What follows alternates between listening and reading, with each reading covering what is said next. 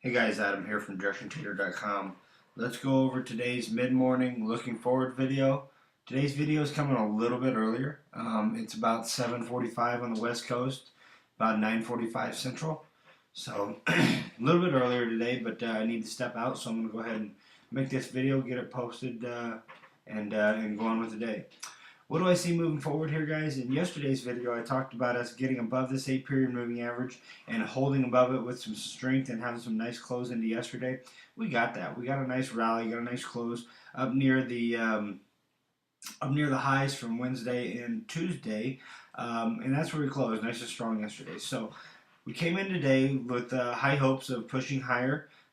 We've done that, but we've not had the follow through. We have a lot here to block us. We have resistance above. We've gotten above there, so we got the strength to the upside without a doubt. But we are running into the resistance here. This containment ship bar up at the highs here, and I'm just curious. How much strength it's going to take to get through there, or if we are going to get a pullback. The only reason I even consider the possibility of a pullback is today's price action. Let's go through all these stock indexes and I'm gonna show you what I see.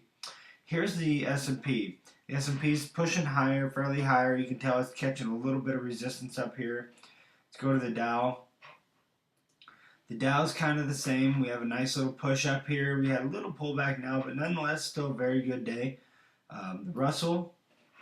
The Russell also is pushing higher. You can see it has resistance here that it's struggling to get through.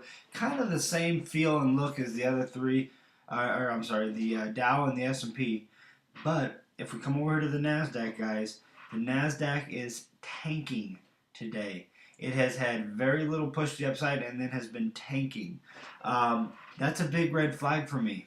As you guys know, you've seen in my videos, if we get one of the stock index futures out of the whack, so we have one of them tanking as we see right now, and you have three of them pushing higher.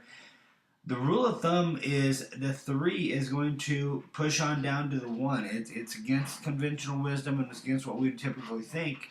But if this continues to hold like this, the Nasdaq continues to push down, the 3 are going to get weaker and come down and join the 1. It's about an 85% accurate strategy, and it works intraday and definitely on the dailies. So it's something to take note of. The longer the time frame that it's happening, the more likely it is to actually follow through.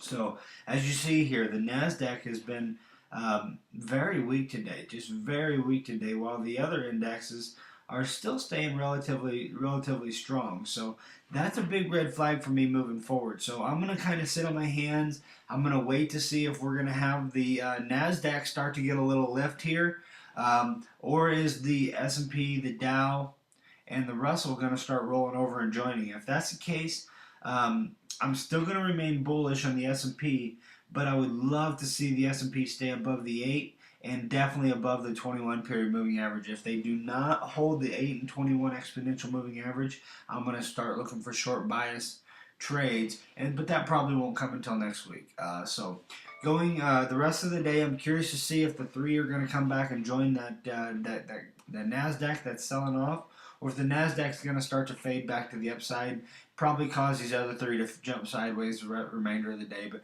coming in overnight session, coming into Monday morning, I'm very curious where these markets are going to be. Like I said, on the S&P, if we're able to hold above that 8 period, 21 period, I'm going to remain very bullish on this market. If we're able to get down below and start trading below that 21 period, it's very likely that we're going to come all the way on back.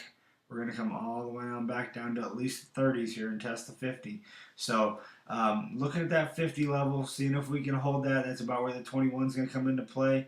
If we can hold that, and I'm still going to remain bullish on this market. But if that Nasdaq is going to drag these markets down, I don't want to see it get down below that 21. So overall, nothing has changed, guys, as an overall perspective. I was just giving you a heads up there with that Nasdaq selling off. The overall perspective is still extremely bullish. So I will remain bullish, but like I said, I'm going to throw a little caution out there, seeing if that Nasdaq is going to drag these other 3 markets behind. But if it's not able to this time, and it's not the case, I am going to remain bullish, and you can definitely see these previous highs are going to act as resistance. I'm going to be a little bit cautious coming into them. If we get above them, it's going to be off to the races again, back to the upside for some more opportunities. So, hope this helps, guys. Hope these videos are beneficial to you. If you have any questions about them at all, go ahead and email me. It's adam@directiontrader.com. And if not, just I enjoy you watching them, and I will be posting them every day from here on out. And I will continue to post, and I'll see you in Monday's video. Have a good weekend, guys.